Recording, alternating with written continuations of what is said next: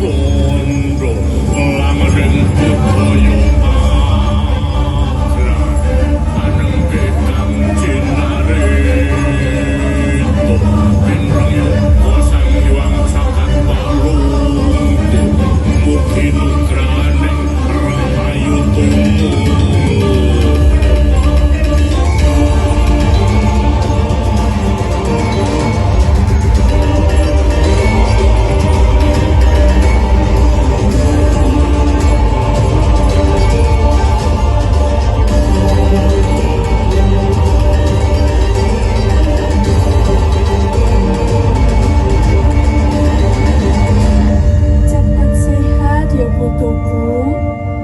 Iso dolanan meneh.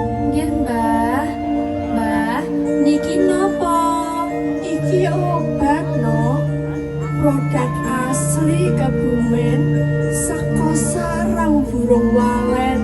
Sarang burung walet? Kok iso dadi obat nggih, Mbah? Sarang burung walet duwe khasiat sing ampuh lho, no. Salah sawijining gawe awak sehat bagas waras. Oh, ngono nggih, Mbah. Mbah, aku diceritani asal usul sarang burung walet, Mbah. Tapi karo turu ya, no. Nggih, Mbah. Dadi tono jaman biyen kuwi ana kerajaan sing makmur sejahtera.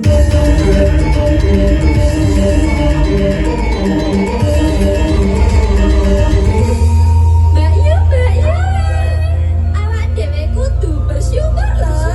Apa Mbak Yu? Delok entok, papan panggone awak dhewe kuwi subur, makmur, sarwa kecukupan. Oh, bener. Subur, makmur, sarwa kecukupan. Mulane awak dhewe kudu bersyukur karo Gusti lan aja lali karo raja sing mimpin awak dhewe. Ya ngenah ngono to, Mbak Yu. Ya wis, ayo tandang gawe meneh. Ya. Suka-suka tandang gawe.